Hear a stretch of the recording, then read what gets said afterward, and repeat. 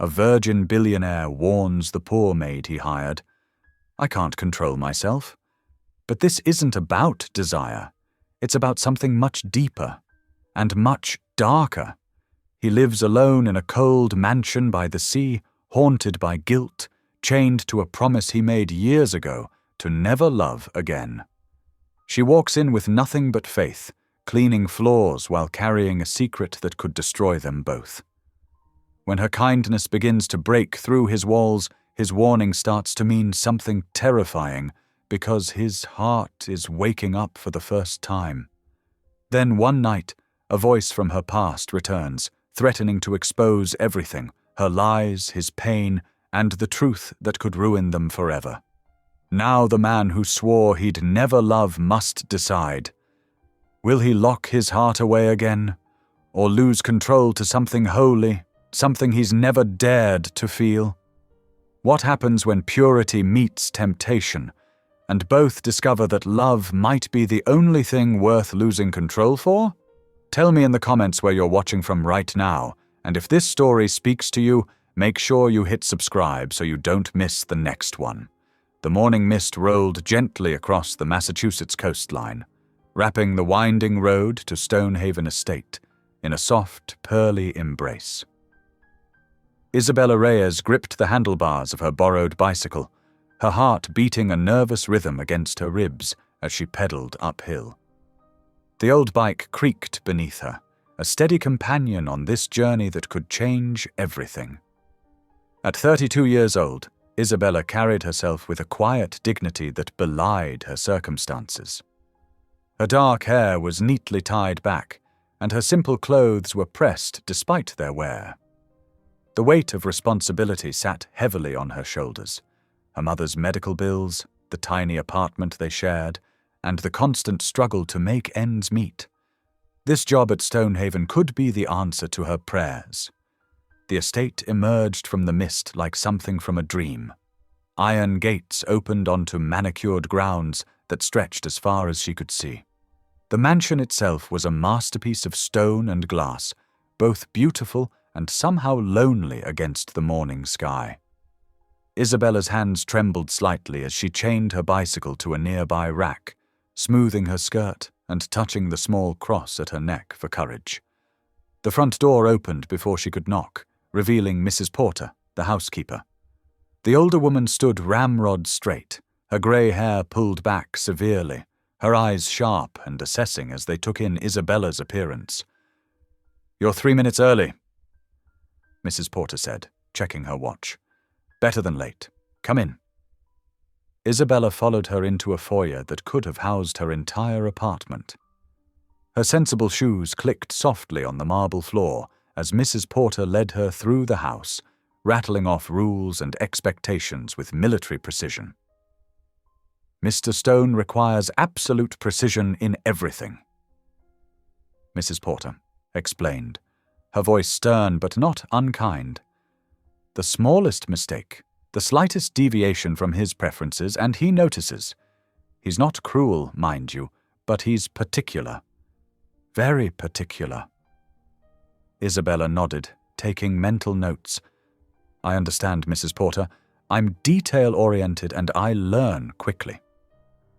Mrs. Porter's expression softened almost imperceptibly. "We'll see.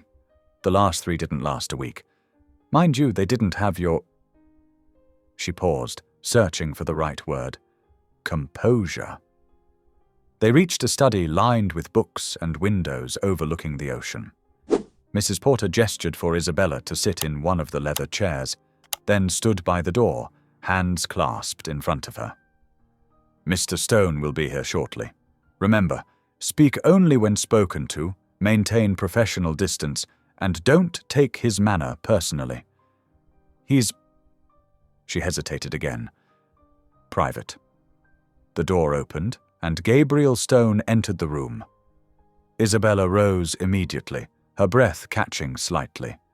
He was tall, well over 6 feet, with dark hair and features that might have been carved from marble.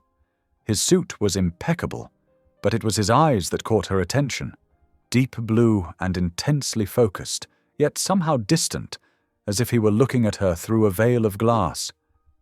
"Miss Reyes," he said, his voice quiet but clear. He moved to stand behind his desk, keeping the furniture between them like a shield. "Your references are acceptable. You understand the position requires discretion?" Isabella nodded, forcing herself to meet his gaze, despite the way it made her hands want to tremble. "Yes, Mr. Stone. Absolutely." He glanced down at her application, avoiding direct eye contact. "You'll be responsible for the East Wing, including my private quarters. Mrs. Porter will train you in the specific requirements. The salary we discussed over the phone is non-negotiable, but includes health benefits after 3 months." Health benefits. Isabella's heart leaped. Her mother's medications would be covered. "Thank you, Mr. Stone. I appreciate the opportunity." He looked up then, their eyes meeting for a brief moment. Something flickered across his face. Discomfort? Interest? Before he quickly looked away. "Mrs. Porter will handle the paperwork. You can start tomorrow at 6 o'clock sharp." The interview was over as abruptly as it had begun. Gabriel Stone moved to the window, his back to the room, clearly dismissing them. Mrs. Porter ushered Isabella out, already discussing schedules and uniforms. But as they left, Isabella glanced back. Through the doorway, she saw Gabriel Stone still standing at the window, his reflection visible in the glass. He was watching her leave, his expression troubled and uncertain. In the hallway, Mrs. Porter pulled out a stack of forms. "I'll need these filled out before tomorrow.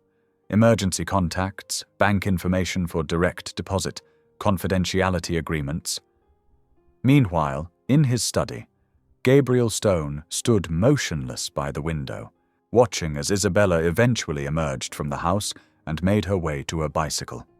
She moved with a grace that seemed at odds with her circumstances, her head held high despite the borrowed bike and worn clothes. "This is a mistake," he whispered to himself, his breath fogging the glass slightly. Everything about her, her quiet strength, her direct gaze, the gentle way she carried herself, unsettled him in ways he couldn't explain. She was different from the others, and different was dangerous. Yet when Mrs. Porter returned with the approval form, he signed it without hesitation, his pen moving across the paper before he could change his mind. His hand was steady, but his heart wasn't, and he couldn't shake the feeling that he'd just set something in motion that he couldn't control. Mrs. Porter picked up the signed form, a knowing look in her eyes that Gabriel steadfastly ignored. He returned to the window, watching as Isabella's figure disappeared down the winding drive, swallowed by the morning mist that still clung to the coastline. The house settled back into its usual silence. But something had changed. In the quiet of his study, Gabriel straightened his already straight tie, smoothed his already smooth jacket, and tried to convince himself that hiring Isabella Reyes was just another business decision. He wasn't entirely successful.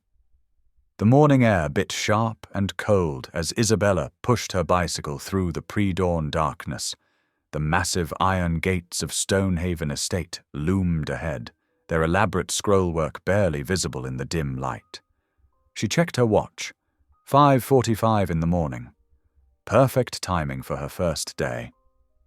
Mrs. Porter waited at the service entrance, her silver hair neat despite the early hour. "Good morning, Miss Reyes. Your uniform is in the staff changing room. I'll show you where to store your bicycle." The staff areas were warm and well organized, a stark contrast to the formal grandeur of the main house. Isabella changed quickly into the crisp black dress and white apron, smoothing her dark hair into a neat bun. Her hands trembled slightly as she tied the apron strings. So much depended on this job going well. "First, we'll review the morning routine," Mrs. Porter said, leading Isabella through the silent halls. "Mr. Stone rises at 6:30 precisely. He takes his coffee in the kitchen at 6:45, black, no sugar, before retiring to his study until lunch." They passed beneath towering portraits that lined the main staircase.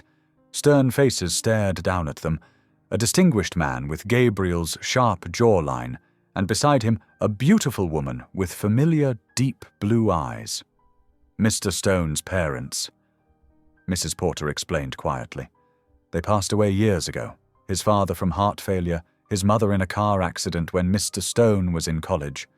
Isabella nodded, noting how the mother's eyes seemed to follow them, filled with a gentle sadness that her son had inherited. The house itself felt like a museum dedicated to loss, every surface pristine but somehow cold. Their tour paused at a set of ornate double doors. Unlike the rest of the immaculate house, a fine layer of dust coated the handles. Through the glass panels, Isabella could make out the shape of a grand piano, its polished surface gleaming faintly in the growing dawn light. "The music room," Mrs. Porter said softly.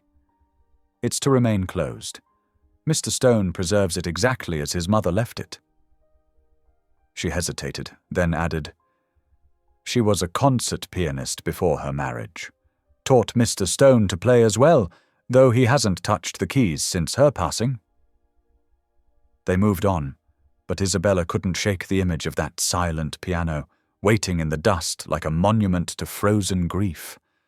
The kitchen was state-of-the-art, but clearly underutilized. Mrs. Porter demonstrated the coffee maker, a complicated machine that seemed to require an engineering degree to operate. "Mr. Stone is very particular about his coffee.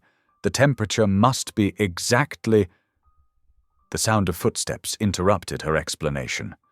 Gabriel Stone himself appeared in the doorway, and Isabella's carefully rehearsed professional manner faltered slightly.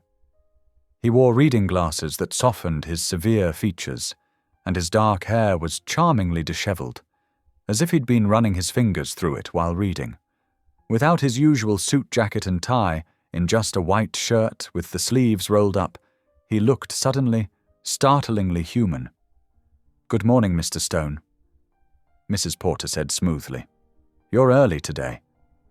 He nodded distractedly, gaze flickering briefly to Isabella before focusing on the coffee maker.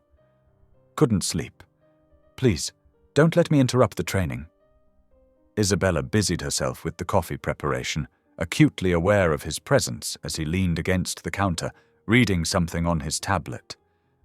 The kitchen felt smaller somehow, charged with an energy she couldn't quite name. When she placed the steaming cup before him, his fingers brushed hers accidentally. He jerked back as if burned, nearly spilling the coffee. "Thank you," he murmured, not meeting her eyes. "This is perfect."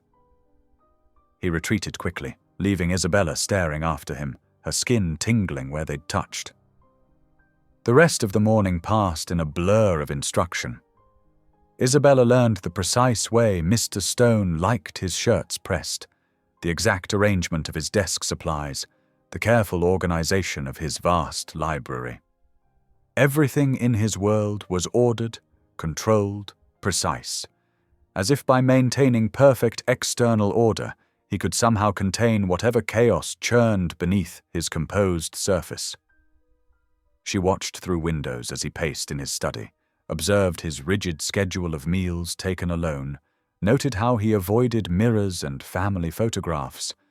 The house felt less like a home and more like a self-imposed prison, with Gabriel Stone its solitary inmate.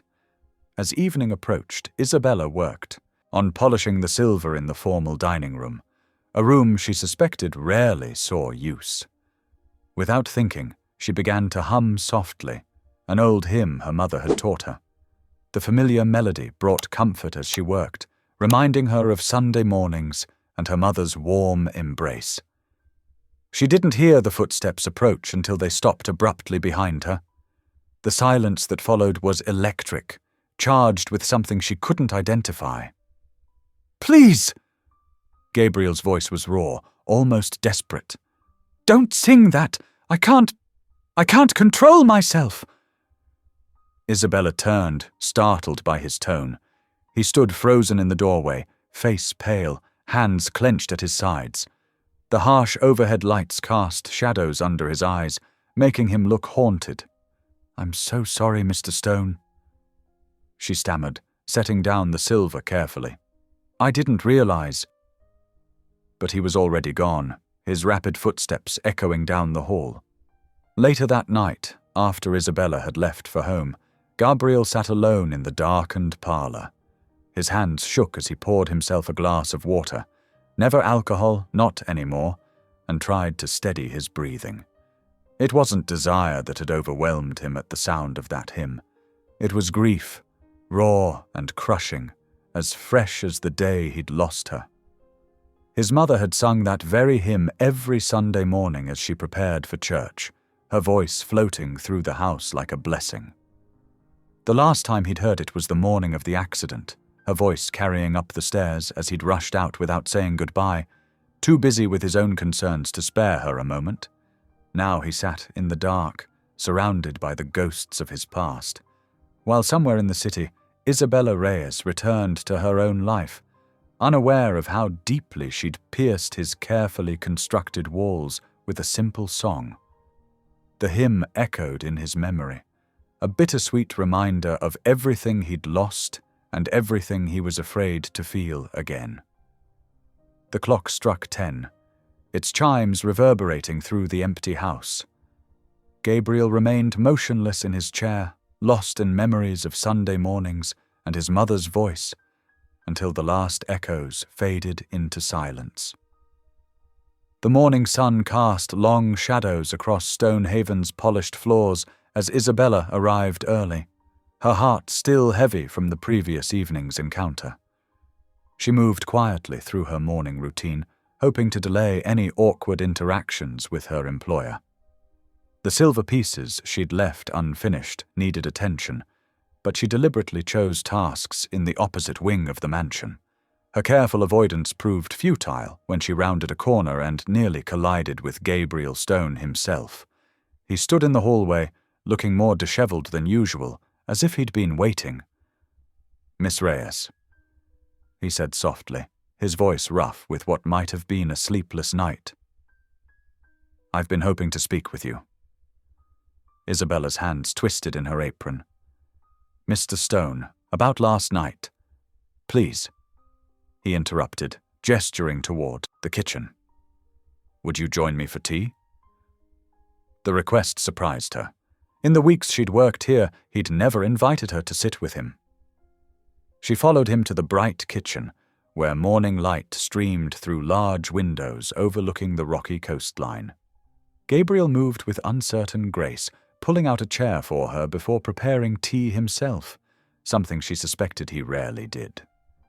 His hands trembled slightly as he poured hot water into 2 delicate cups. "I owe you an apology," he said, settling across from her.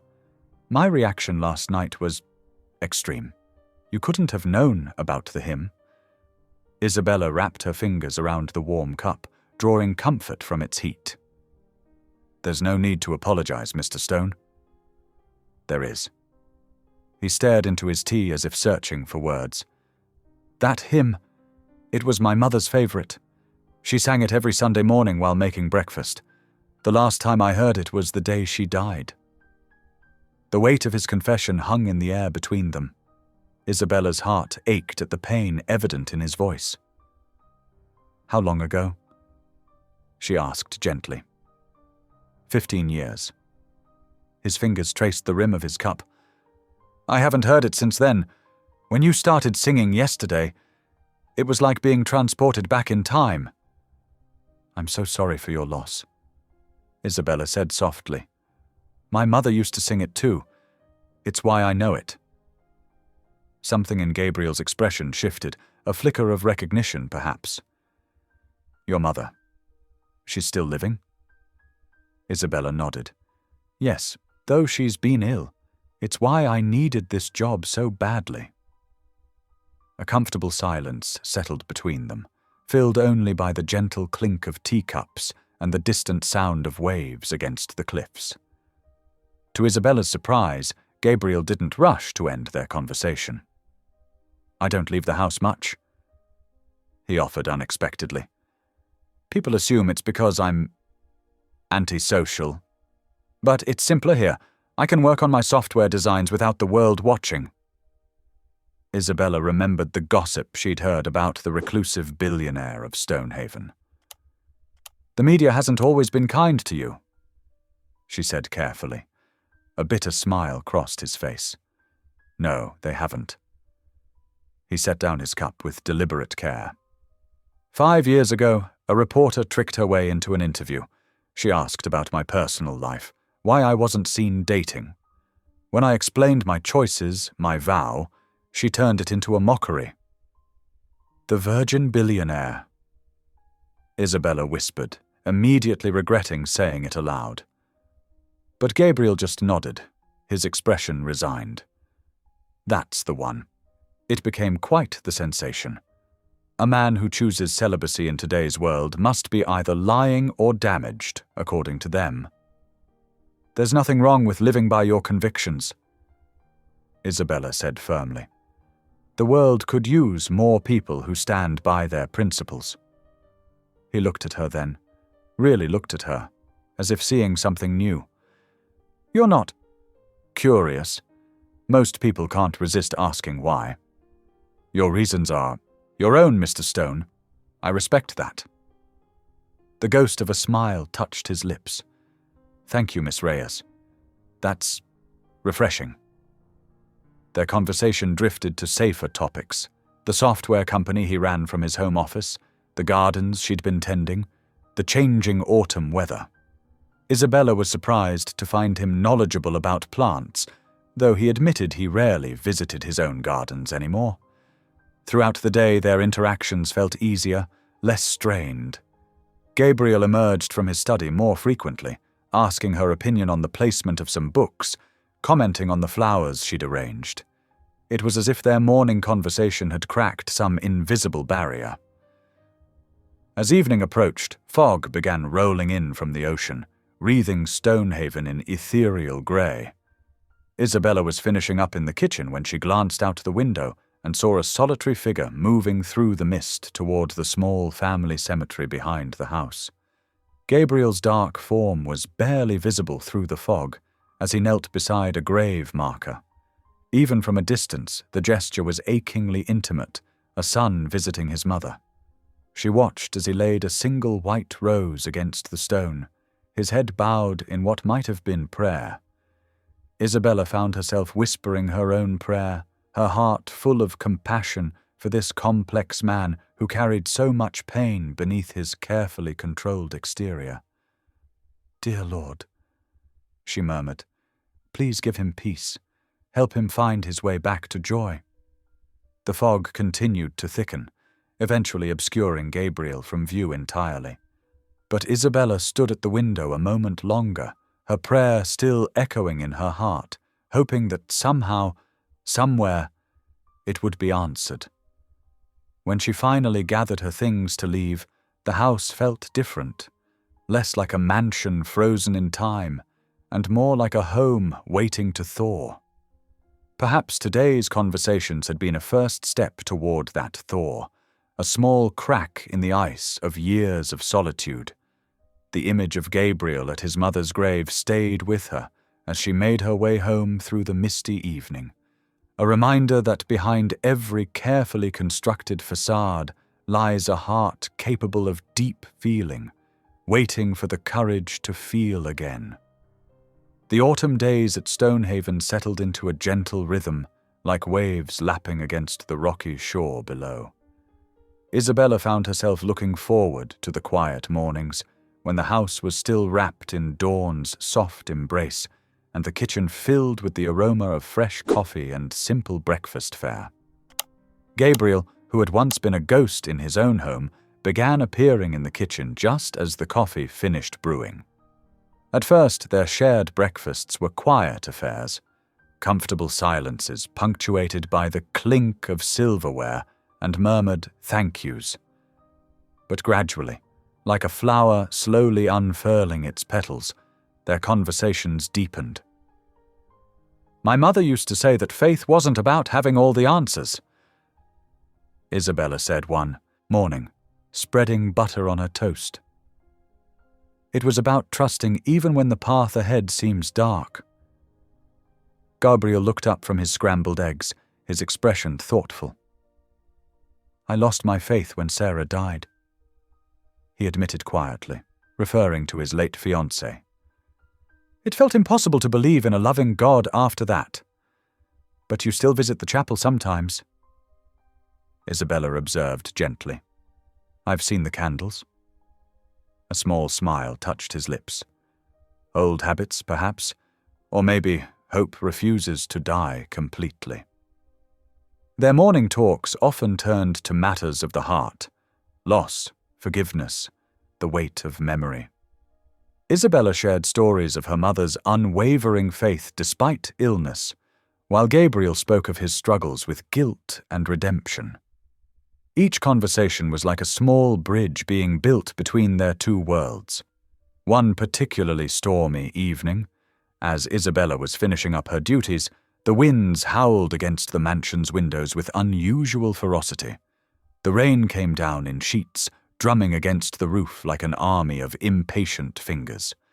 She was just about to head home when the lights flickered once, twice, and then plunged the entire house into darkness. "Miss Reyes?" Gabriel's voice called out from somewhere nearby. "Are you still here?" "Yes, Mr. Stone, I'm by the kitchen." "Please wait there. I have some emergency supplies in the library." Isabella made her way carefully through the darkened hallways, guided by the beam of her phone's flashlight. She found Gabriel in the library, methodically lighting candles of various sizes. The warm glow transformed the austere room into something almost magical, casting dancing shadows on the book-lined walls. "I always keep candles here," he explained, placing another one on the massive oak desk. "The power goes out frequently during storms." "It's beautiful," Isabella said softly, watching the flames flicker and dance. Gabriel paused in his task, studying her face in the candlelight. Would you like some coffee, since you can't drive home in this weather anyway?" The invitation surprised her, but she nodded. "That would be nice. I can help you make it. I have a French press in here, actually." He moved to a small cabinet and pulled out coffee-making supplies. "One of my few luxuries." They worked together in the candle-lit library, the storm raging outside, creating a cozy barrier between them and the rest of the world. The rich aroma of fresh coffee soon filled the air, mixing with the subtle scent of beeswax candles. "This feels like something out of a novel," Isabella commented, accepting the steaming mug he offered. To her surprise, Gabriel chuckled, a warm, genuine sound she'd never heard before. "I suppose it does, though I doubt many novels feature a reclusive programmer and his housekeeper sharing midnight coffee." "You'd be surprised," she teased gently. "There's probably a whole genre." His smile reached his eyes for the first time since she'd known him, transforming his entire face. The usual tension in his features melted away, replaced by something softer, more vulnerable. In that moment, he looked younger, unburdened. They talked about books they'd loved, childhood memories, simple things that somehow felt profound in the intimate candlelight. Gabriel revealed a dry sense of humor she'd never suspected, and Isabella found herself laughing more than she had in months. As she reached for the coffee pot to pour another cup, her hand accidentally brushed against his. The touch was fleeting, barely there, but Gabriel's reaction was immediate and intense. He jerked back as if burned, knocking over an empty mug. His breathing became ragged, and the walls seemed to slam back up behind his eyes. "I'm sorry," he said, his voice strained. "I told you I can't control myself when I feel too much." His hands were trembling as he backed away from the desk. "It's not safe. I'm not safe." "Gabriel," Isabella started, but he was already heading for the door. "Please, I need to be alone." He disappeared into the darkness of the hallway, and moments later she heard his study door slam shut and lock. Isabella sat in the library for a long time, surrounded by guttering candles and the remnants of their coffee. She couldn't understand how a man could be so pure of heart yet torment himself so deeply over the simple human need for connection. His reaction seemed born not of lust, but of terror, fear of his own capacity for feeling. Sleep eluded her that night, even after the power returned and she made it home. Her thoughts kept returning to the moment his smile had reached his eyes, to the way he'd laughed so freely, and to the panic that had followed a simple touch. It was as if he punished himself for every moment of joy, every hint of human warmth. The next morning, she arrived early as usual, her mind still full of questions from the night before. But when she reached her cleaning cart, she stopped short. There, arranged simply but thoughtfully, was a small bouquet of daisies, not the cultivated kind from a florist, but wild ones that must have grown along the cliff-top path. A note was tucked among the flowers, written in Gabriel's precise handwriting. "Thank you for reminding me that gentleness still exists." Isabella touched one of the soft white petals, her heart aching with a mixture of tenderness and sadness. In those simple flowers and few words, she saw both an apology and a confession, the longing of a soul that had forgotten how to accept the gentle things in life without fear. The autumn settled into a peaceful rhythm at Stonehaven Estate. Isabella found herself looking forward to the quiet mornings, when golden sunlight streamed through tall windows and cast long shadows across polished floors.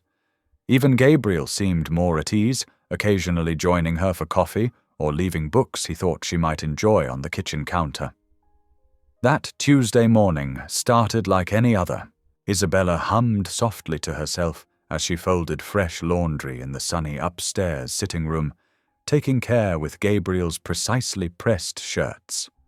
The familiar work soothed her, and she found herself reflecting on how different her life had become in these past few weeks.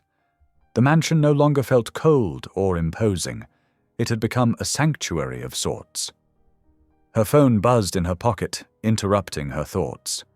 The number wasn't saved in her contacts, but she recognized it instantly. Her hands began to shake as she answered. "Hello." Her voice came out barely above a whisper. "Hey, little sister." Rico's voice slithered through the phone, making her stomach clench. "Long time no talk. Miss your big brother." Isabella's throat went dry. She hadn't heard from him in 3 years, not since she'd finally gathered the courage to run away from his schemes. "Rico, why are you calling?" He laughed, but there was no warmth in it. "What, I need a reason to check on my baby sister. Maybe I'm worried about you, working in that big fancy house all alone." Her heart stopped. "How do you know where I work?" "I know lots of things, Bella, like how your new boss is worth billions, and how you never told him about your past, about all the little favors you used to do for me." "Those weren't favors," she whispered, her voice trembling. "You forced me to help you steal. I never wanted any part of it." Details, details. Rico's tone hardened. "Here's the thing. I'm in a bit of trouble. Need some cash to smooth things over. 20,000 should do it." Isabella nearly dropped the phone. "I don't have that kind of money." "No, but your boss does, and I'm sure he'd be very interested to hear about your criminal history. How you helped me run those credit card scams, acted as lookout during break-ins." "I was 17. Tears began rolling down her cheeks. "You threatened to hurt Mom if I didn't help you. You think anyone will care about the details? Once your precious Mr. Stone finds out you're from a family of criminals, you'll be back cleaning gas station bathrooms. Unless—" "Please," she begged, pacing the room in distress. "Please don't come here. Don't do this to me. I'll lose everything." "You have 1 week to get the money. I'll be in touch." The line went dead. Isabella pressed her hands to her mouth, trying to stifle her sobs. She hadn't heard footsteps approaching, but a sudden movement in the doorway made her spin around. Gabriel stood there, his face unreadable. How long had he been listening? His eyes were cold, distant, all the warmth of recent weeks vanished as if it had never existed. "Mr. Stone." She quickly wiped her eyes. "I'm sorry, I didn't hear you. Who were you talking to?" His voice was flat, controlled. "It was personal. A family matter." She tried to steady her breathing, to appear normal, but her hands wouldn't stop shaking. "A family matter." He repeated the words slowly, as if tasting them for lies. "One, that involves coming here? Losing everything?" Isabella's heart sank as she realized what fragments he must have heard, how suspicious they sounded without context. "Please, let me explain. No need." He cut her off, his posture rigid. "I think I understand perfectly well. I've dealt with people like you before." "People like me?" The words hit her like a physical blow. People who see an opportunity. A reclusive billionaire living alone. Easy target, right? His laugh was bitter, nothing like the warm chuckle she'd heard in the library that stormy night. "I suppose I should thank you for being careless enough to let me overhear your conversation." "That's not what this is." Isabella stepped toward him, desperate to make him understand, but he backed away as if her proximity might burn him. "I trusted you." The words came out barely above a whisper, heavy with something that sounded almost like grief. Then his expression hardened again. "That was my mistake. I won't make it twice." He turned and walked away, leaving her standing among the half-folded laundry, her world crumbling around her. She wanted to run after him, to explain everything about Rico, about her past, about how hard she'd worked to build an honest life. But the set of his shoulders, the cold dismissal in his voice, told her he wouldn't listen. The rest of the day passed in a blur of misery.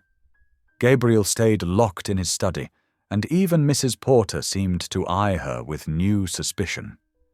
Isabella went through her tasks mechanically, trying to hold back tears that threatened to fall at any moment.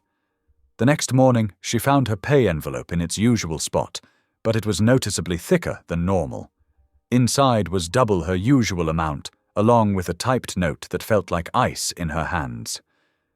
"Take the week off." It wasn't a request. The dismissal in those 5 words was clear as crystal. Isabella gathered her few personal belongings with trembling hands. She looked around the kitchen where she'd shared so many quiet moments with Gabriel, at the library where he'd finally laughed, at all the spaces where trust and something deeper had begun to grow. Now it was all poisoned by Rico's shadow and Gabriel's mistrust. As she walked down the long driveway for what felt like the last time, she allowed herself one glance back at the mansion. Movement caught her eye, Gabriel standing at his study window, watching her leave. For a moment, their eyes met across the distance. She thought she saw something flicker across his face. Doubt, perhaps, or regret. But then he turned away, drawing the curtains closed. Inside his study, Gabriel pressed his forehead against the cool glass, convincing himself this was the right decision. He'd been foolish to let anyone get close, to think he could trust his judgment about people. Better to end it now, before she could hurt him worse. Better to be alone than vulnerable. But as he looked around his study, at the books they'd discussed, the coffee cup she'd brought him each morning, the small signs of warmth she'd brought to his isolated world, the mansion felt colder than it had in years. The silence that had once been his comfort now felt like a weight pressing down on his chest, threatening to suffocate him. He'd protected himself, yes, but as he stood in his empty study, surrounded by the artifacts of his solitary life, Gabriel couldn't shake the feeling that in trying to guard his heart, he might have just broken it instead. The tiny apartment felt even smaller after the grandeur of Stonehaven Estate. Isabella turned her key in the lock, shoulders heavy with defeat. The familiar smell of her mother's herbal tea mixed with medication greeted her as she stepped inside. "Mama, I'm home early today." Her mother's thin frame was curled up on their worn sofa, wrapped in the patchwork quilt Isabella had made her last Christmas. The television droned softly in the background, another rerun of her mother's favorite soap opera. "Isabella, what's wrong, mihija?" Her mother's eyes, though clouded with illness, still read her daughter like an open book. "You look like you've been crying." "It's nothing, Mama." Isabella tried to smile, but her lips trembled. "Just some changes at work." She busied herself with straightening the pile of medical bills on the kitchen counter, each envelope marked with red, "past due" stamps that made her stomach clench. The latest one showed a balance that made her dizzy, $5,428. The doubled pay from Gabriel would help, but it wasn't enough. Not nearly enough. That night, after settling her mother into bed, Isabella knelt beside her own narrow mattress. Her mother's rosary, worn smooth by years of prayers, felt cool against her fingers. Each bead brought a different prayer, for strength, for guidance, for her mother's health, and despite everything, for Gabriel. "Lord," she whispered into the darkness, "help him understand. Help him see the truth in my heart." Miles away, in his mansion by the sea, Gabriel Stone sat alone in his study. The computer screen cast a harsh glow across his face as he buried himself in lines of code. Work had always been his escape, his fortress against emotion. But tonight, the algorithms couldn't drown out the echoing silence of the house. His finger hovered over the keyboard, cursor blinking on the security system interface. He shouldn't do this. It was pathetic, desperate. Yet his hand moved of its own accord, pulling up the archived footage from 3 days ago. There she was, moving through the kitchen with quiet grace. The camera had no audio, but he could almost hear the soft hymn she always hummed while working. Not his mother's song, but something equally gentle, something that had begun to feel like home. Gabriel watched as she arranged fresh flowers in the window, straightened his reading glasses left carelessly on the counter, smiled at something Mrs. Porter said off camera. Such simple moments, yet their absence left an ache he couldn't name. The clock on his screen showed 12 midnight. He'd been watching for over an hour. Disgusted with himself, he selected the footage and hit delete. The screen went black, reflecting his own haunted face.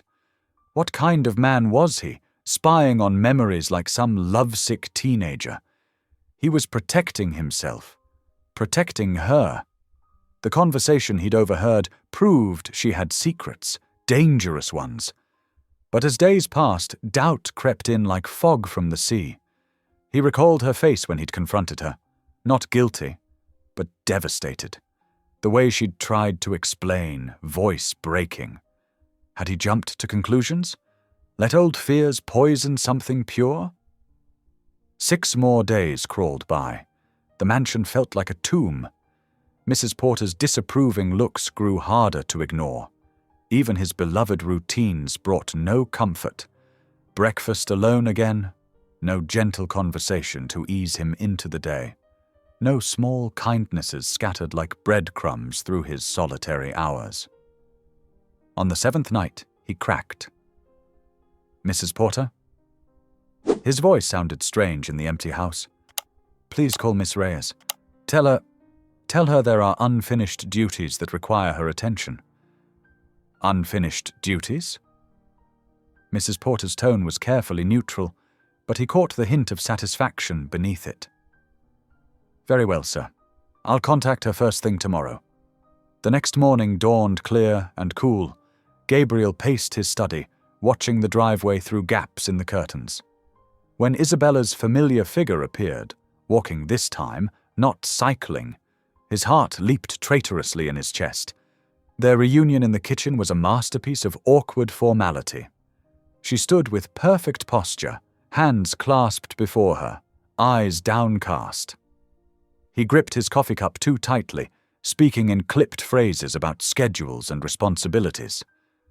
But beneath the stilted conversation, electricity crackled. Every accidental glance felt charged with unspoken words.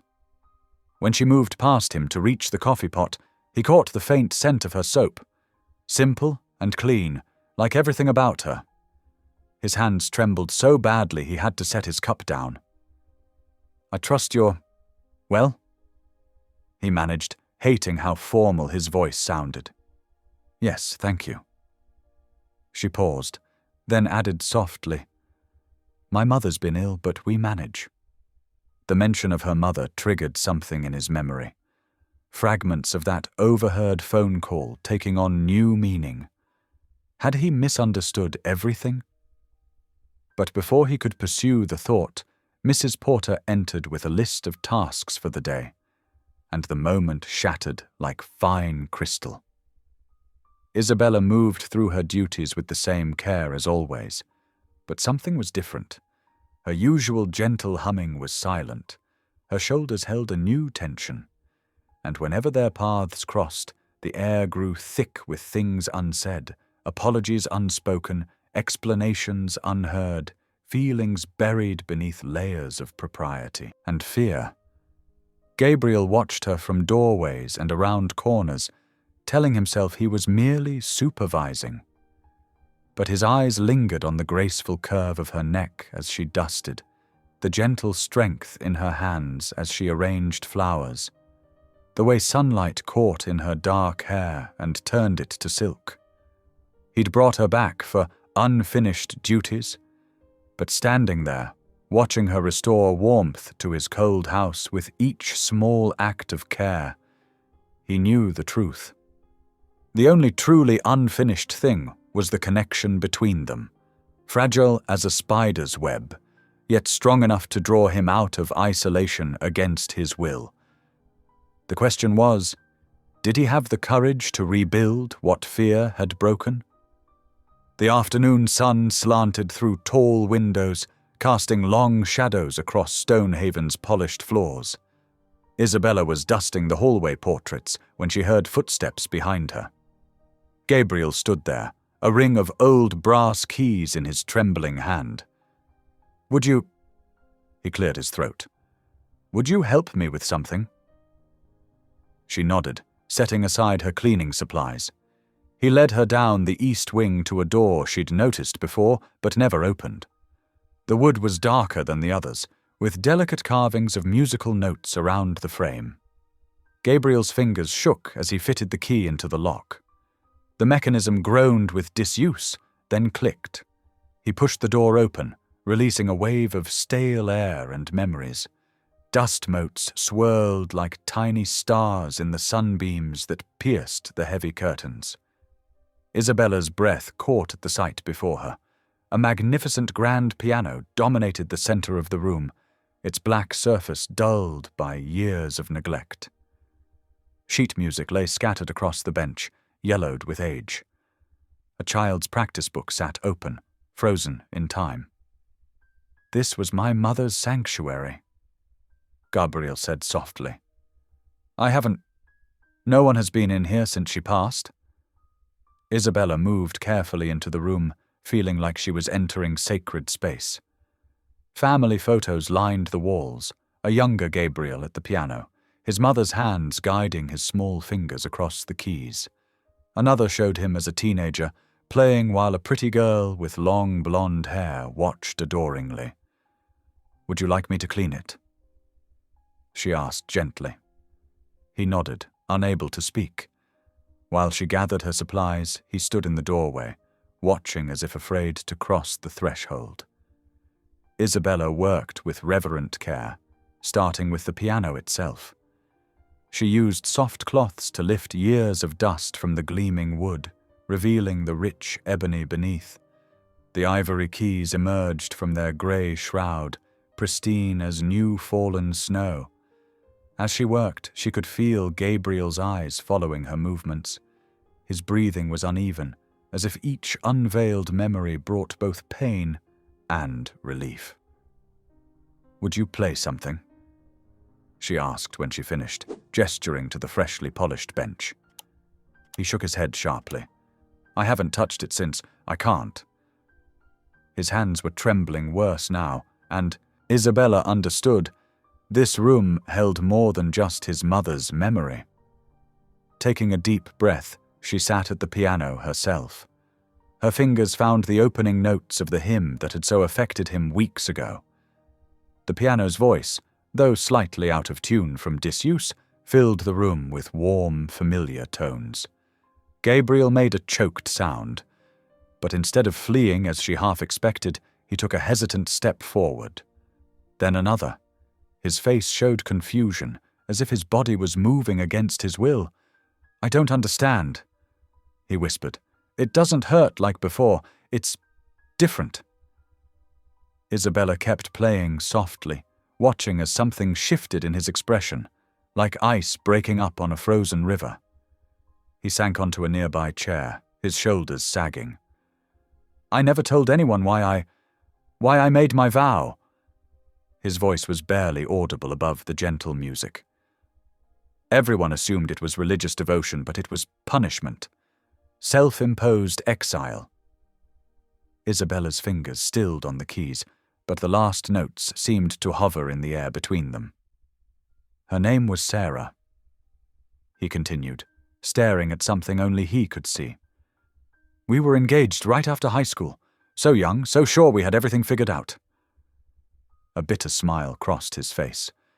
"I was showing off that night, driving too fast on wet roads.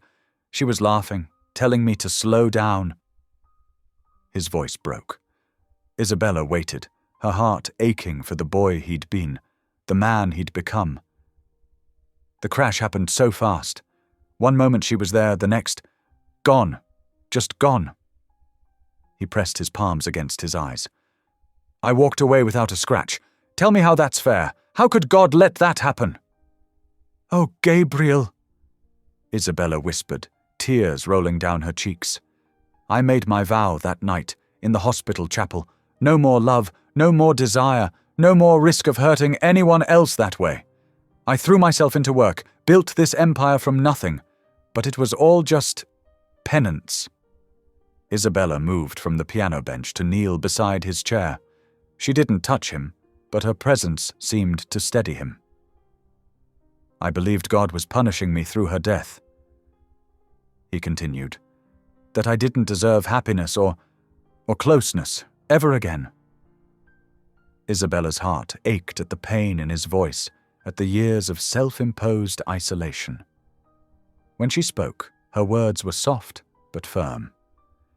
"Maybe he wasn't punishing you at all, Gabriel. Maybe—" She paused, choosing her words carefully. "Maybe he was saving your heart for a different kind of love, one that could heal instead of hurt." Gabriel's head snapped up. His eyes met hers, and the look in them made her breath catch, like a man seeing sunlight after years in darkness. His lips parted, but no words came out. The silence between them hummed with possibility. In that moment, the dusty piano room seemed to hold its breath.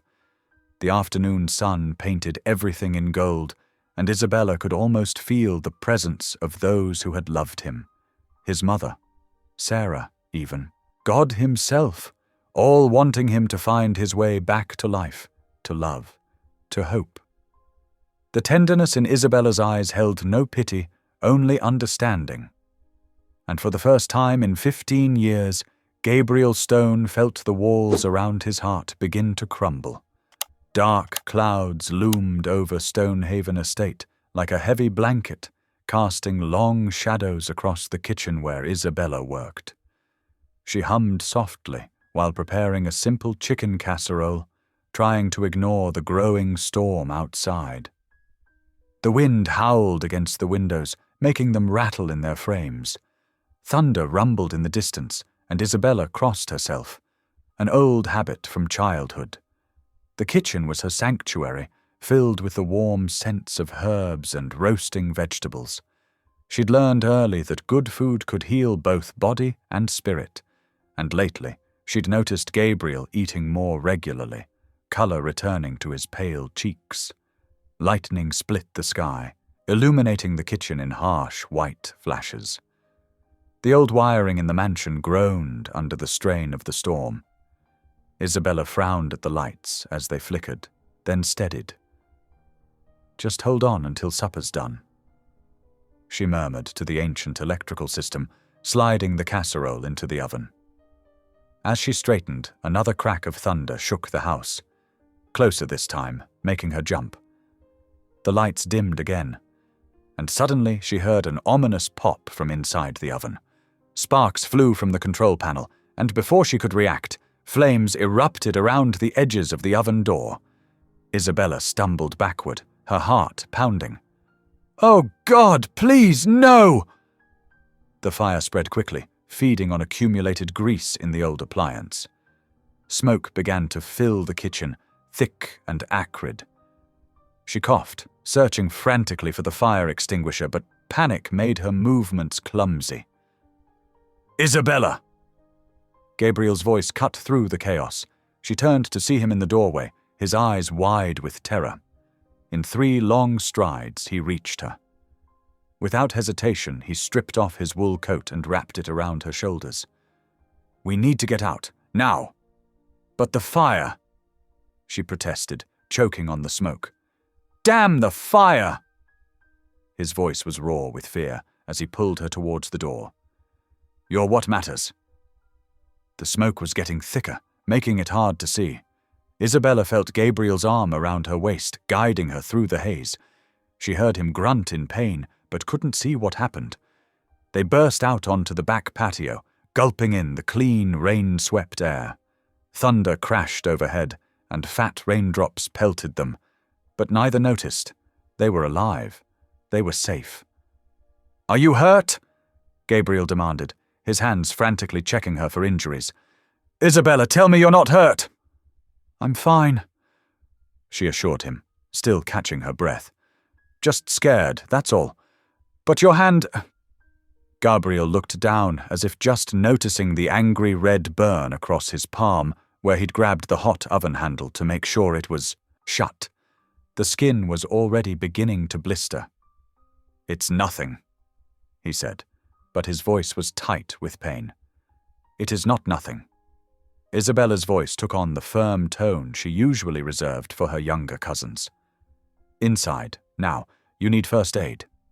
She led him to the downstairs bathroom, where she kept a well-stocked medical kit. The power was out now, but emergency lights cast a soft glow through the halls. They could hear rain drumming on the roof and distant sirens. Someone must have called the fire department. "Sit," she ordered, pointing to the closed toilet lid. Gabriel complied without argument, watching as she efficiently gathered supplies. Isabella ran cool water over his burned hand first, her touch gentle but sure. Gabriel's breath hitched, whether from pain or her nearness, she wasn't certain. "You shouldn't have risked yourself," she murmured as she carefully dried the burn. "Running into a burning room like that. I heard the smoke alarm and knew you were in there." His voice was rough. I can't lose anyone else. Not like that. Not you." Isabella's hand stilled for a moment as she processed his words.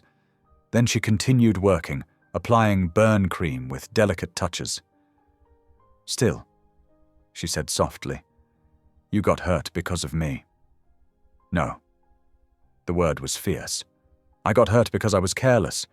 You've never hurt me, Isabella. Just the opposite." She looked up then, and found his face inches from hers. In the dim light, his eyes were dark pools of emotion she'd never seen him display before. "What do you mean?" she whispered. Gabriel's uninjured hand came up to hover near her cheek, not quite touching. "You think I hired you to clean my house?" he said, his voice breaking. "But you've been cleaning my soul." The words hung between them, heavy with truth. Isabella felt tears spring to her eyes. All these years, he continued, I've been living in darkness, punishment, isolation. Then you came with your quiet faith, your gentle hands, your light. You made me remember what it feels like to be human. Gabriel, she breathed, her hand still cradling his injured one. Something crumbled in his expression then, the last wall, the final defense. With a sound like a sob, he leaned forward until his forehead rested against hers. Isabella's free hand came up to cup the back of his neck, steadying him. They stayed that way for several heartbeats, simply breathing together. There was nothing sinful in the embrace. Instead, it felt sacred, like a prayer answered after years of silence. Two souls recognizing each other at last. Gabriel's shoulders shook as years of pent-up emotion poured out of him. Isabella held him through it, murmuring soft words of comfort in Spanish like her mother used to do for her. Outside, the storm continued to rage, but in the dim bathroom, they had found shelter in each other's presence. The moment stretched on, pure and precious, as if God himself had carved out this space for healing. When Gabriel finally pulled back slightly, his eyes were wet but clear. Isabella finished bandaging his hand with tender care, her touch a benediction. "Thank you," he whispered, and she knew he meant for more than just the first aid. A commotion outside announced the arrival of the fire trucks. Reality began seeping back in, but something fundamental had shifted between them. They had seen each other, truly seen each other, and nothing would ever be quite the same. The morning dawned clear and bright, washing away the chaos from the previous night's fire. Repair crews had already arrived, their trucks lining the curved driveway of Stonehaven Estate. The kitchen itself was mostly smoke-damaged rather than burned, thanks to the quick response of the fire department. Isabella stood at the temporary cooking station they'd set up in the dining room, flipping pancakes on an electric griddle. The familiar routine helped settle her nerves after the previous night's intensity. She hummed softly, remembering the way Gabriel had held her, the way his walls had finally crumbled. "Something smells wonderful." Gabriel's voice came from behind her, making her smile. He stood in the doorway, his injured hand carefully bandaged, wearing a light blue sweater that made his eyes seem brighter than usual. "Just plain pancakes?" Isabella replied, sliding a stack onto a plate. "But I found some fresh berries in the refrigerator that survived." "Plain pancakes made by you are better than fancy ones made by anyone else," Gabriel said, settling into his chair. His voice held a new warmth that made Isabella's heart flutter. Mrs. Porter bustled in with fresh coffee, raising an eyebrow at their easy manner, but saying nothing. She'd noticed the change in Gabriel since Isabella's arrival. How could she not? The house itself seemed lighter somehow. They ate together, sharing quiet conversation and occasional laughter. Gabriel told stories about his early days of programming, including a particularly funny incident involving a coding error that had turned all his test computer's screens hot pink. "I couldn't fix it for 3 days," he admitted, chuckling.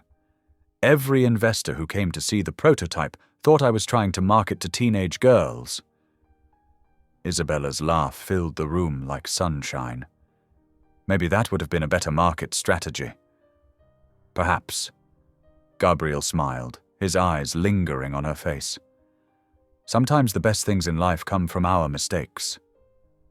The moment stretched between them, full of unspoken meaning. Mrs. Porter cleared her throat pointedly, making them both jump slightly. "The contractors need your approval on the ventilation system, Mr. Stone," she reminded him. "Of course." Gabriel stood reluctantly. "I'll be in my study after, Isabella. Perhaps we could have tea later." Isabella nodded, her cheeks warm. "I'd like that." The morning passed in a peaceful blur as Isabella went about her duties, working around the repair crew. Everything felt different after last night. Lighter, more hopeful. Even the old house seemed to have shed some of its ghosts. But peace, as Isabella knew too well, was often fragile. The first indication of trouble came just after lunch. Her phone buzzed with a series of increasingly angry text messages from Rico. She'd been ignoring his calls for days, hoping he'd give up, but her brother had never been one to take rejection well. Isabella's hands shook as she read the final message. "If you won't answer me, I'm coming there. Hope your rich boss likes publicity." Before she could respond, the security system chimed. On the mounted screen in the hallway, she could see Rico at the front gates, pacing like a caged animal. Her heart stopped. Isabella rushed outside, praying she could handle this before anyone noticed. The gravel crunched under her feet as she hurried down the long driveway. "Rico, please," she begged as she approached the gate. "You can't be here!" Her brother's face was twisted with anger. He held up his phone, snapping photos through the iron bars. "Can't be here? What, am I embarrassing you in front of your fancy new friends?" "It's not like that," Isabella said, fighting to keep her voice steady. "This is my workplace. You can't just show up."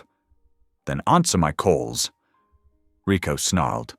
"You owe me, Isabella. After everything I did for you growing up?" "You mean after everything you made me do?" Isabella's voice cracked. "The schemes, the lies, the stolen money. I left that life behind, Rico. I'm not going back."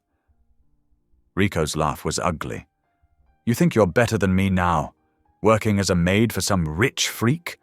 I wonder what the tabloids would pay for these photos.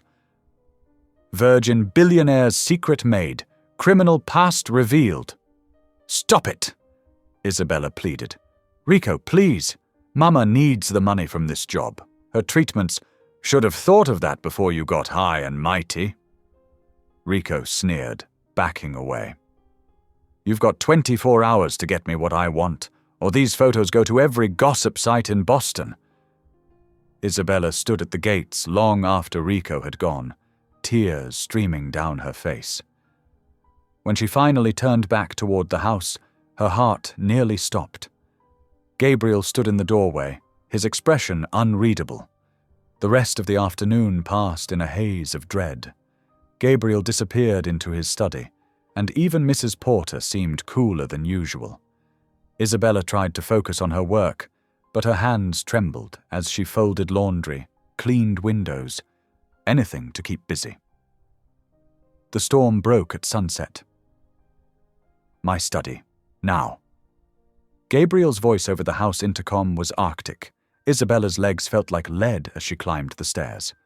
Mrs. Porter was already there, standing like a stern sentinel near the window. Gabriel sat behind his massive desk, security footage playing on multiple screens behind him. "Explain." He didn't look at her as he spoke, his voice devoid of all the warmth from breakfast. "Gabriel, please, I can—" "Mr. Stone," he corrected coldly. "I saw everything on the cameras, the photos, the threats, the talk of your criminal past. Was any of it real, Isabella? Or was this all an elaborate con?" "No," Isabella cried. "It's not what you think. Rico, my brother, he—" "Your brother?" Gabriel cut her off, finally meeting her eyes. The betrayal there made her flinch. "The one you claimed was dead to you? The one you said you hadn't spoken to in years? More lies." "I never lied about who I am," Isabella whispered. "Everything between us was real." "Real." Gabriel stood abruptly, his chair scraping back. "Was it real when you kept taking his calls? Real when you hid your past? Real when you played on my sympathies, made me think you understood pain, understood faith?" "Mr. Stone." Mrs. Porter interjected softly, but Gabriel wasn't finished. "I was a fool," he said, his voice shaking. "A fool to think you were different, to think anyone could be trusted. You're fired, Miss Reyes. Collect your things and leave. Now." Isabella stood frozen, her world crumbling. "Gabriel, please listen. Get out." Each word was like ice.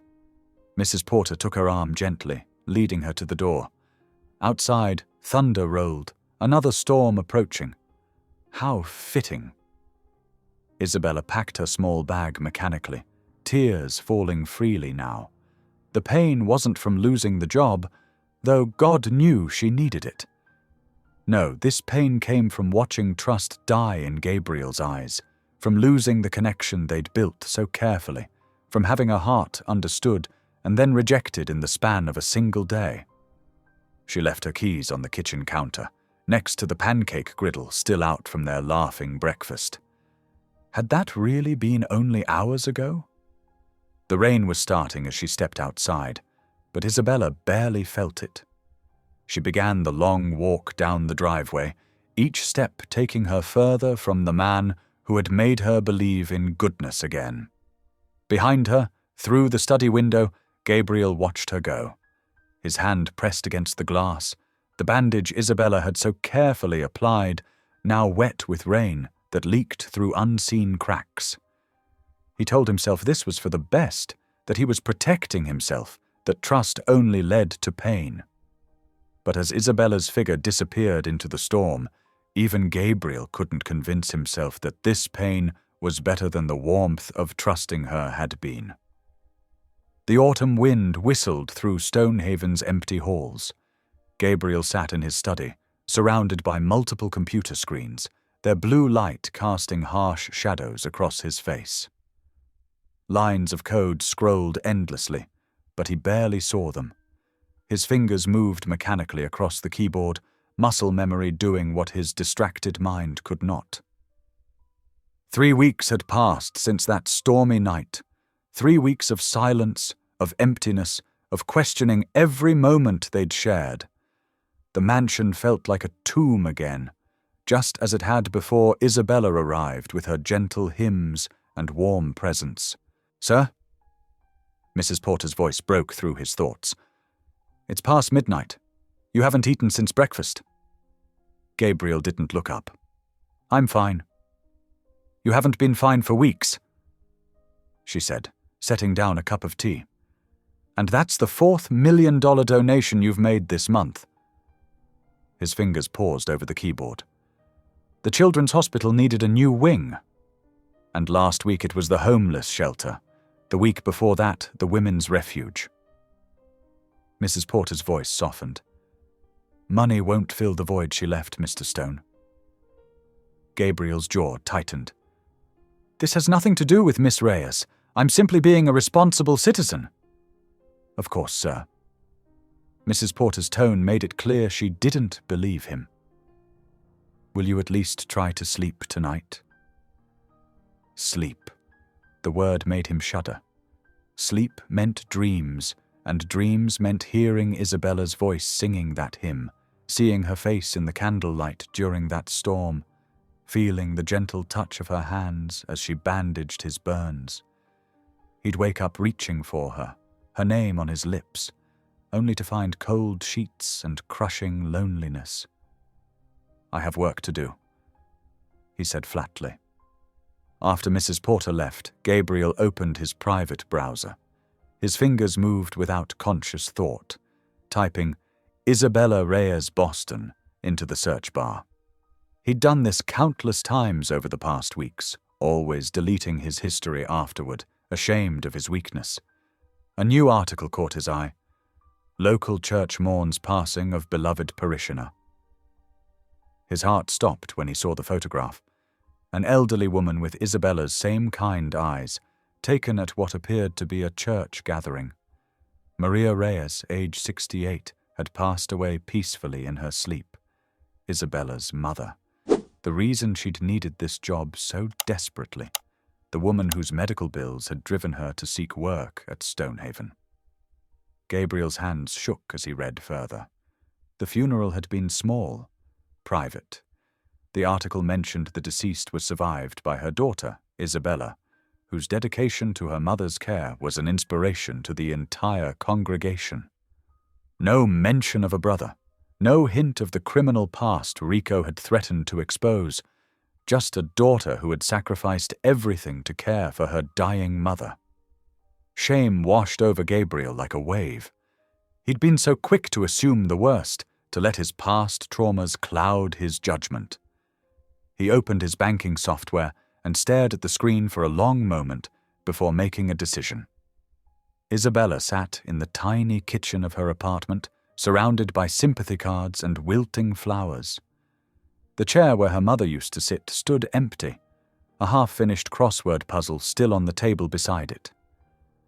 The silence was deafening. "Mija," her mother had said that final evening, her voice barely a whisper. "You carry too much weight. The pain from your brother, the shame that isn't yours to bear, and now this sadness about your Gabriel." "He's not my Gabriel, Mama," Isabella had replied, adjusting the oxygen tube with gentle hands. "He is the first man who saw your heart, truly," Maria had said, "and you saw his. That makes him yours, whether either of you accepts it or not." She'd gripped Isabella's hand with surprising strength.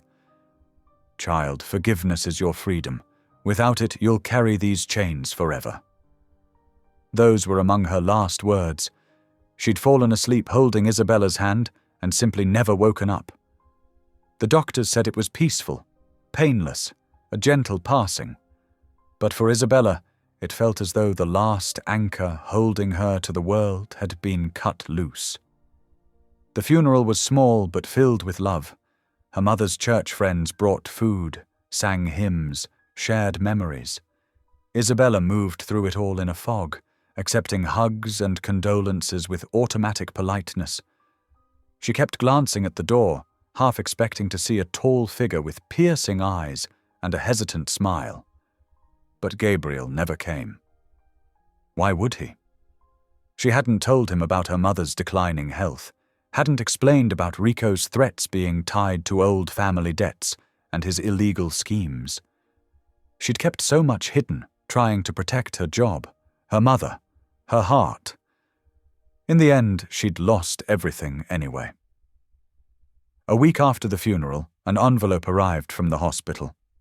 Isabella's hands trembled as she opened it, expecting another bill she couldn't pay. Instead, she found a letter stating that all outstanding medical expenses had been paid in full by an anonymous benefactor. She sank into her mother's chair, the paper crumpling in her grip. Only one person had the means and the knowledge to do this. Gabriel. Even after everything, even believing the worst of her, he'd still tried to help. From a safe distance, hidden behind anonymity. The gesture brought fresh tears to her eyes. It was so perfectly him, generous yet removed, compassionate yet afraid to show it directly. She wanted to thank him, to explain everything, to hear his voice just once more. But what would be the point? He'd made his feelings clear that stormy night. She had to respect his decision, even if it felt like her heart was being torn in two all over again. Isabella pulled out her mother's old Bible, its pages worn soft with use. A pressed flower fell from between the pages. A daisy, like the ones Gabriel had left on her cleaning cart that morning after the power outage. She touched its dried petals gently, remembering his note. "Thank you for reminding me that gentleness still exists."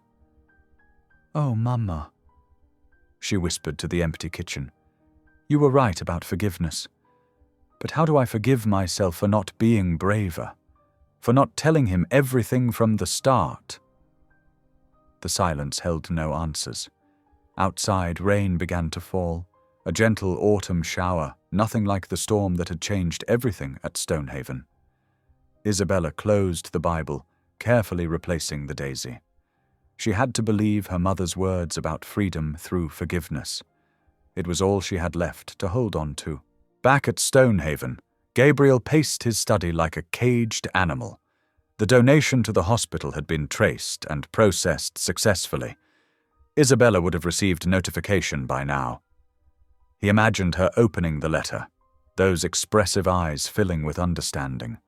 Would she see it as manipulation, as an attempt to buy forgiveness? Or would she understand it for what it was? the only way he knew how to help, the only language of care he truly understood. Mrs. Porter appeared at the door. "Sir, your dinner is getting cold." "I'm not hungry." "You haven't been hungry for weeks," she observed. "Just as you haven't played the piano since she left, haven't smiled since that morning, haven't—" "That's enough!" Gabriel snapped. Then softer. "Please, just leave me be." But as the housekeeper turned to go, Gabriel spoke again, his voice barely audible. "I was wrong, wasn't I?" Mrs. Porter paused. "About Miss Reyes?" "Yes, sir. Grievously wrong. Her mother died." The words hung heavy in the air. She was alone for that, because of me. "It's not too late to make it right." Gabriel shook his head. "Some bridges can't be rebuilt once burned." "Perhaps," Mrs. Porter said carefully. "But some fires purify rather than destroy. They burn away pride and fear, leaving only what's true." She closed the door softly, leaving Gabriel to his thoughts. He moved to the window, pressing his forehead against the cool glass. Somewhere out there, Isabella was grieving alone in her tiny apartment. The woman who had brought light back into his dark world was suffering, and he had put pride and fear above truth and love. His mother's hymn echoed in his memory, but for the first time since Isabella's departure, it didn't bring pain. Instead, it carried his mother's voice from long ago. "Love isn't about being worthy, Gabriel. It's about being brave enough to try." He whispered Isabella's name into the darkness, a prayer and a confession all at once. But redemption, as his father used to say, required more than whispered words in empty rooms. It required action, courage, truth. The question was, would he find that courage in time? The autumn wind whipped around Gabriel as he walked down Main Street, his first visit to town in what felt like forever. The familiar anxiety tightened his chest. Too many people, too much noise, too many memories. But he forced himself forward, one step at a time. He needed printer ink, and for once he couldn't bring himself to send Mrs. Porter. "Mr. Stone, Gabriel Stone." Gabriel tensed at the voice, turning to find Marcus Chen, a local journalist he'd spoken with years ago. The man's friendly smile did little to ease Gabriel's discomfort. "I almost didn't recognize you outside Stonehaven," Marcus said, falling into step beside him. "Actually, I've been meaning to contact you about a story I'm working on. It's about that extortion ring they broke up last month, the one Rico Reyes was involved in." Gabriel stopped, walking. Rico Reyes. Yes, nasty business. He was arrested trying to blackmail several wealthy individuals with doctored photographs. Marcus pulled out his phone, scrolling through news articles. He even tried targeting you, apparently. The police found fake photos on his computer, manufactured evidence of corporate espionage. He was planning to use them to extort money from you. The world tilted sideways. Gabriel grabbed the nearest lamppost for support, his knees weak. When was this? The arrest. 3 weeks ago, but they found evidence dating back months. He had quite the operation going, using inside connections to gain access to his targets. In your case, he tried to use his sister, but she wouldn't. His sister? Gabriel's voice cracked. Marcus nodded, still scrolling through his notes. Isabella Reyes. She worked as your housekeeper, right? The police report says she refused to help him. That's actually what led to his arrest. She finally reported him to the authorities after years of his harassment. Gabriel couldn't breathe. The pieces were falling into place with devastating clarity. The phone call he'd overheard, Isabella's pleading, her tears when he'd accused her. He'd been so wrong, so terribly, unforgivably wrong. Mr. Stone, are you all right? You look pale. I have to go. Gabriel managed, already turning away. Thank you for telling me. He practically ran back to his car, his hands shaking so badly he could barely grip the steering wheel. The drive back to Stonehaven passed in a blur. He burst into his study, frantically pulling open drawers until he found it. Isabella's resignation letter, crumpled and tear-stained. Her handwriting trembled across the page.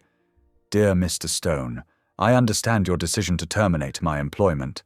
I wish I could have found the courage to tell you everything sooner, but fear and shame held me prisoner. My brother's actions are not my own, yet I accept that keeping his threats secret has cost me your trust.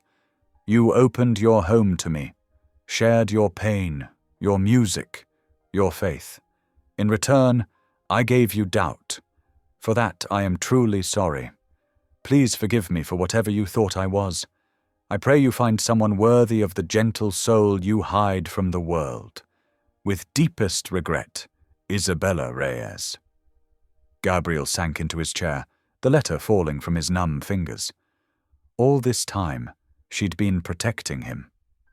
While he'd been hiding in his mansion, nursing his wounded pride, she'd been gathering the courage to stand up to her brother, to do what was right, alone. The memory of her face that last night haunted him. The hurt in her eyes when he'd accused her of conspiring against him. The way she'd reached out, trying to explain, and he'd turned away. Pride and fear had blinded him to the truth in her heart. He thought of her mother's funeral. Had she stood there alone, grieving, while he wallowed in self-righteous anger? The weight of his mistakes crushed him. He'd failed, her in every way possible. Dawn found him still in his study, watching the sun paint the sky in shades of hope he didn't deserve. But with the light came clarity. He couldn't let another day pass without trying to make this right. He changed his clothes, ignored his racing heart, and headed for the garage. Mrs. Porter appeared, startled to see him dressed for town so early. "Sir, is everything all right?" "No," he answered honestly. "But I'm finally going to try to fix it." "You're going to find her." Mrs. Porter's face softened with understanding. Gabriel nodded, getting into his car. "I have to. I owe her the truth. And an apology that's years overdue. It's about time." Mrs. Porter smiled. "Godspeed, Mr. Stone." The drive into the city was his first in years, each mile a battle against his instinct to retreat. But Isabella's words from the letter echoed in his mind. "Please forgive me for whatever you thought I was." No, it was he who needed forgiveness, he who had failed to see the truth of her heart. Traffic thickened as he entered the city proper. His hands clenched the steering wheel, knuckles white with tension. But he pressed on, navigating through streets he barely remembered, following the address he'd memorized from her employee file. "Please," he whispered, a prayer to whatever angels might be listening. "Please, let me find her. Let me make this right." The morning sun climbed higher, blessing his journey with golden light as Gabriel Stone, the reclusive billionaire, the man who hadn't left his estate in years, drove deeper into the city, chasing the only thing that mattered anymore, the chance to heal what his fear had broken. The city streets buzzed with morning activity as Gabriel parked his car near a small coffee shop. His hands trembled as he approached the counter, unused to such public spaces after years of isolation. "Excuse me," he asked the barista, his voice hoarse from disuse. "I'm looking for Isabella Reyes. She used to work at Stonehaven Estate." The young woman's eyes widened with recognition. "Oh, Miss Reyes? Sweet lady. She volunteers at Grace House now, just 3 blocks down." She pointed east. "Big brick building with blue trim. Can't miss it." "Thank you," Gabriel whispered, leaving a $100 bill in the tip jar. The walk to Grace House felt endless. Each step brought memories flooding back. Isabella's gentle humming in the kitchen, her fingers touching the piano keys, the way she'd looked at him with such compassion despite his coldness. Grace House stood solid and welcoming, its weathered brick facade sporting a fresh coat of paint. A hand-painted sign read, "Welcome, sisters," above the door. Gabriel's courage nearly failed him at the threshold. But then he heard it. Her voice, soft and clear, floating through an open window. "That's right, sweetheart. Take your time with the words. God's message isn't meant to be rushed." Following the sound, Gabriel found himself in a modest library. Isabella sat at a small table, helping a young girl sound out verses from a worn Bible. Her dark hair was pulled back simply, and she wore a plain blue dress instead of her former maid's uniform. But her grace, her essential Isabella-ness, took his breath away. Other women occupied the room, some reading, others talking quietly. They looked up as he entered, tension immediately filling the space. Several of them exchanged knowing glances.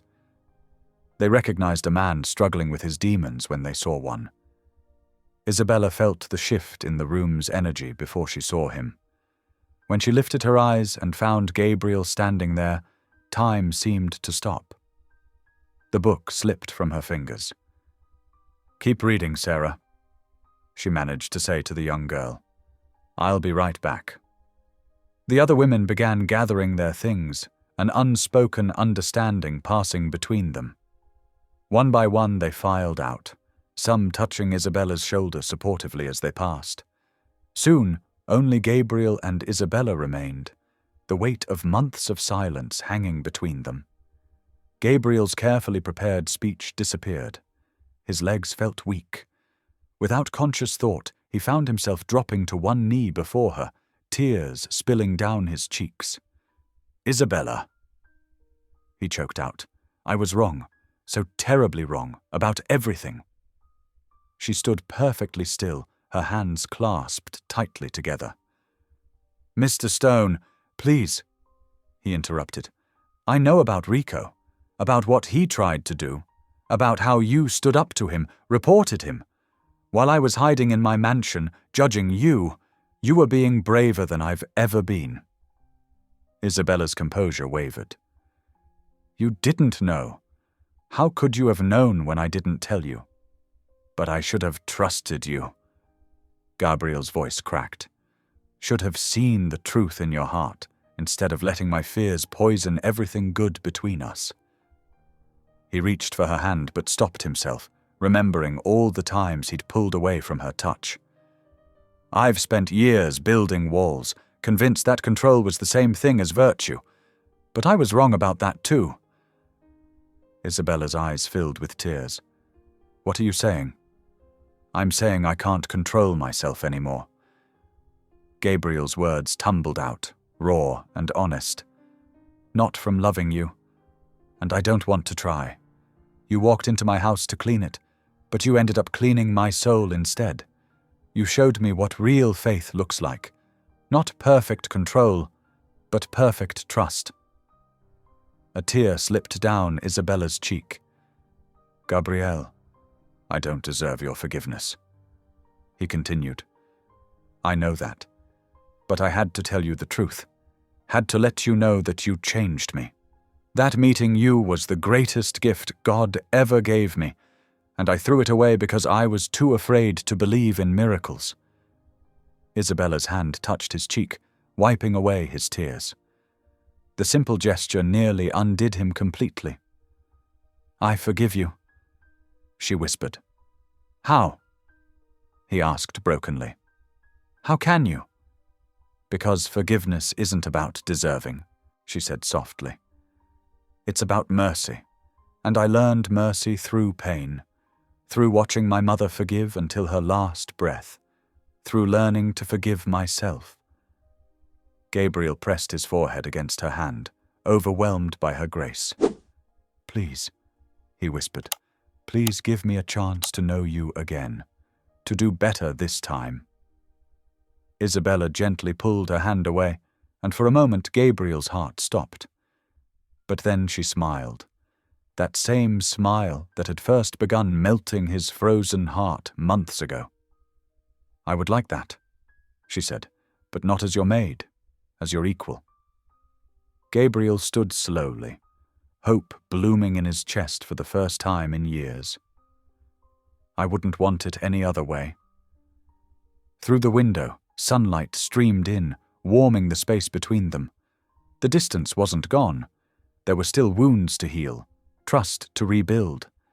But in that moment, surrounded by books of faith and forgiveness, they had taken the first step towards something new, something real, something neither control nor fear could touch. Isabella looked around the library, at the safe haven she'd helped create for women learning to trust again. "I need to finish Sarah's lesson," she said softly. Gabriel nodded, understanding. May I call on you tomorrow?" "Yes," she smiled. "I'd like that very much." He turned to go, then paused. "The hymn," he said quietly. "The one your mother taught you. Would you teach it to me someday?" Isabella's eyes shone with tears and joy. "Yes," she whispered. "I would love to." The autumn breeze carried the scent of fresh paint and new beginnings as workers bustled around Stonehaven Estate. Where portraits of stern-faced ancestors once hung, warm landscapes now brightened the halls. The heavy drapes that had kept the mansion in perpetual twilight were replaced with gauzy curtains that let sunlight pour through every window. Isabella stood in what used to be the formal dining room, now transformed into a communal gathering space. Her clipboard contained endless lists, furniture needed, programs to implement, staff to hire. But unlike the crushing weight of her old burdens, these responsibilities filled her with purpose. "The contractor says the East Wing renovations will be done by next week," Gabriel said, appearing beside her. He'd taken to wearing casual clothes these days, pressed jeans and cotton shirts that made him look more approachable, more human. "Perfect timing," Isabella replied, making a note. "We have 3 families waiting for placement." Gabriel watched her work, marveling at how naturally she'd stepped into her role as director. "You make it all look so easy." She laughed softly. "Nothing about this is easy, but it's right." She glanced around the room. "Sometimes I still can't believe you're really doing this, giving up your home." "It stopped being just a home the day you walked in," he said quietly. "You showed me it could be something more." Their eyes met, holding that gentle connection that had grown between them, deeper than attraction, steadier than passion. They'd learned to be comfortable in these moments, letting the silence speak what words couldn't yet express. The sound of Mrs. Porter's practical shoes clicking down the hallway broke their reverie. The housekeeper, who'd initially been skeptical about the foundation, had become one of their strongest supporters.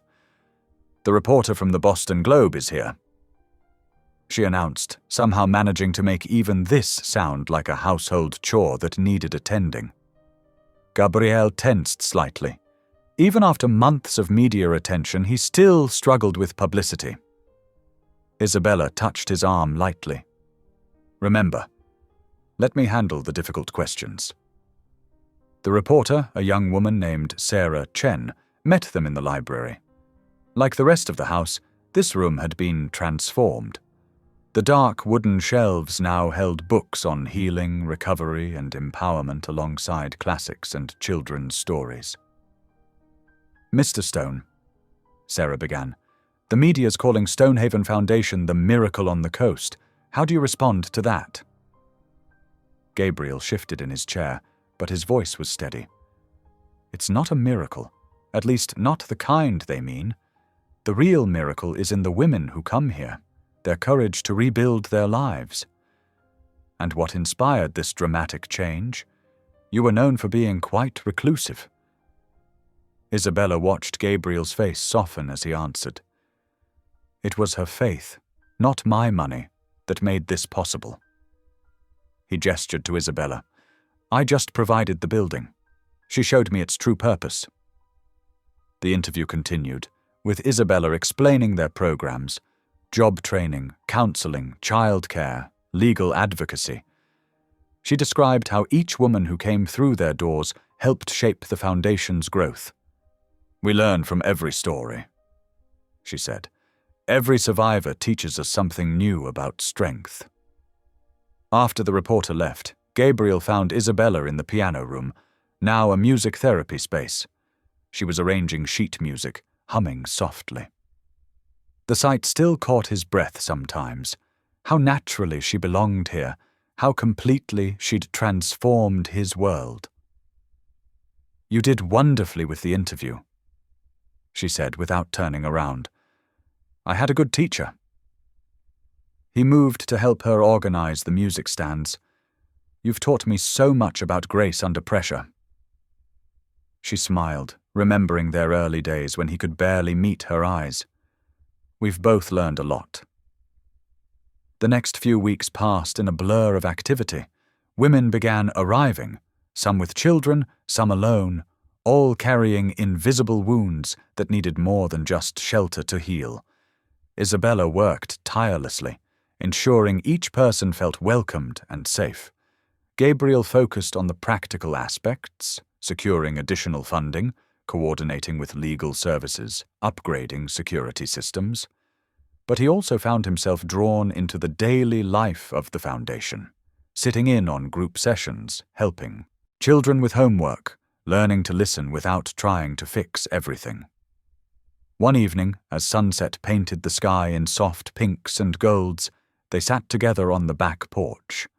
The sound of laughter drifted from the kitchen, where some of the residents were preparing dinner together. "Did you ever imagine this?" Isabella asked, gesturing to the transformed estate. "When you first hired me as your maid?" Gabriel shook his head, smiling. "I was too busy imagining all the ways you might disrupt my carefully ordered life." He paused. "I was right about that part, at least." She laughed, the sound mixing with the evening breeze. "And now? Now I understand that some disruptions are divine intervention in disguise." Their partnership had indeed grown into something neither of them had expected, a love built on shared purpose rather than passion, on mutual respect rather than romance. The media might call it a miracle, but they knew it was something more ordinary and yet more profound. Two people choosing to believe in redemption day after day. The Stonehaven Foundation quickly gained recognition for its comprehensive approach to healing. Other organizations began sending representatives to learn from their model. Isabella found herself speaking at conferences, sharing their vision of restoration through community.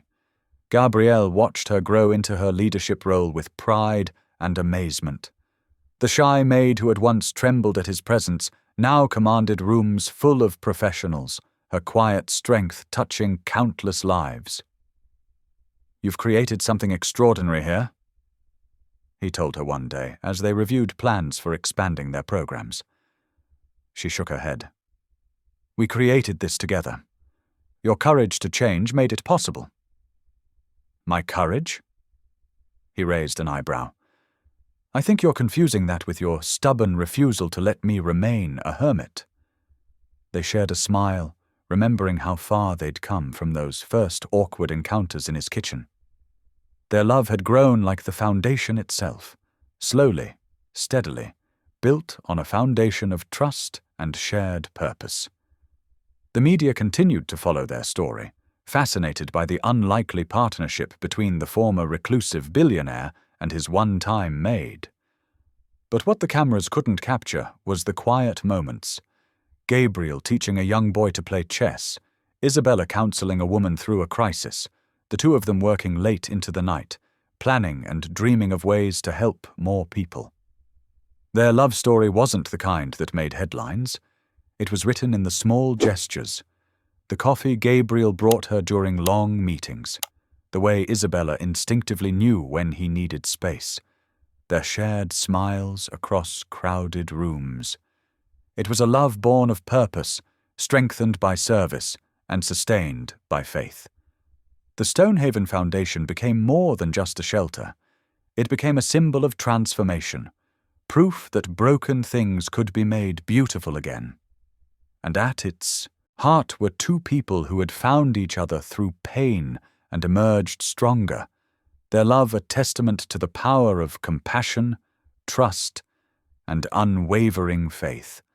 The morning light filtered through the newly restored stained glass windows, casting rainbow patterns across the polished wooden floors. Spring had transformed the Stonehaven estate, bringing with it the promise of new beginnings. The gardens, once neglected, now bloomed with fresh life. Daffodils nodded their golden heads in the gentle breeze, and cherry blossoms dusted the paths with delicate pink petals. Isabella spent the morning helping two new residents settle into their rooms, her heart full as she watched them slowly relax into the safety of their new home. She hadn't noticed Gabriel's absence until mid-afternoon, when Mrs. Porter mentioned he had been working on a special project. As the sun began to set, Gabriel found her in the main hall. His eyes held a warmth she'd grown to cherish, though tonight there was something different in his expression, a mixture of nervousness and joy that made her curious. "Would you come with me?" he asked softly, extending his hand. "There's something I want to show you." He led her through the familiar corridors to his mother's piano room, the place where their hearts had first truly opened to each other. But when he pushed open the heavy wooden door, Isabella gasped. The room had been transformed. Gone were the dusty sheets and heavy curtains. In their place, simple wooden pews lined either side of a central aisle. The afternoon light streamed through newly cleaned windows, and at the front, his mother's piano gleamed, restored to its former glory. A single candle flickered on its polished surface, casting a warm glow that danced across the walls.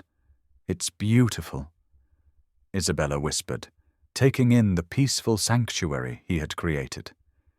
Gabriel guided her forward, his hand gentle at the small of her back. As they reached the piano, she noticed a small velvet box placed carefully beside the candle. Her heart began to flutter. "You once said something that changed everything for me," Gabriel said, his voice soft but steady. "You told me that maybe God wasn't punishing me all those years ago, that he was saving my heart for the right kind of love." He turned to face her fully, his eyes shining with emotion. "Isabella, I believe with all my heart that he saved mine for you." With graceful movement that showed no trace of his former hesitation, Gabriel knelt before her. Tears welled in Isabella's eyes as he opened the velvet box, revealing a simple but elegant ring. Their eyes met in the candlelight, and in that moment all the pain of their past melted away. When she whispered, "Yes," her voice trembling with joy, Gabriel rose and drew her into his arms. The familiar notes of his mother's hymn seemed to float in the air around them as they embraced, their hearts beating in perfect harmony. The late summer sun painted the Stonehaven, gardens in shades of gold and amber. Roses climbed the restored trellises, their blooms nodding gently in the sea breeze. Children's laughter rang through the air as they chased butterflies across the freshly mowed lawn, while residents of the shelter gathered in small groups, their faces bright with hope and new beginnings. Isabella Stone stood beside her husband, her hand tucked into his. Her simple white dress caught the afternoon light, making her glow like an angel. Gabriel's eyes held none of their former shadows as he faced the assembled crowd. Board members, donors, residents, and local community leaders who had come to witness the official dedication of the Stonehaven Foundation. Mrs. Porter dabbed at her eyes with a handkerchief as Gabriel stepped forward to unveil the bronze plaque mounted on the garden wall. His voice, once so hesitant, now rang clear and strong across the gathering. "For my mother, who taught me restraint," he read, his fingers tracing the engraved letters. "For my wife, who taught me grace."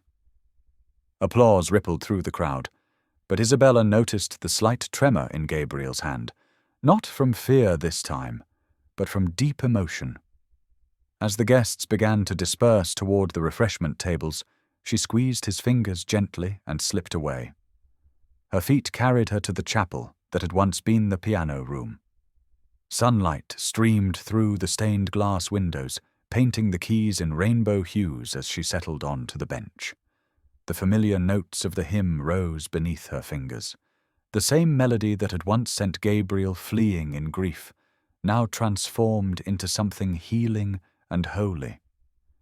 She felt his presence before she heard his footsteps. Gabriel's arm slipped around her waist as he joined her on the bench, his body warm and solid beside her. The tension that had once made him rigid with fear had melted away, replaced by a peaceful strength.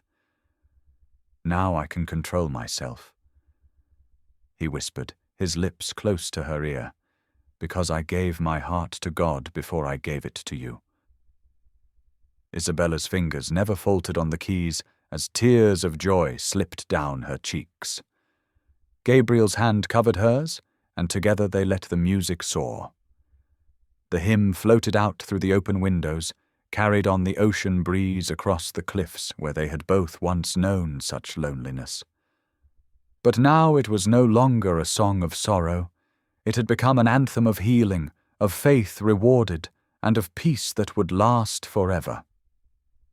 In that moment, as the last notes faded into the golden afternoon, both knew that their journey had never really been about control or restraint. It had always been about grace. Thank you for being here. If something in this story stayed with you, I'd love to see you again. Subscribe. And tomorrow, I'll bring you another story crafted with heart.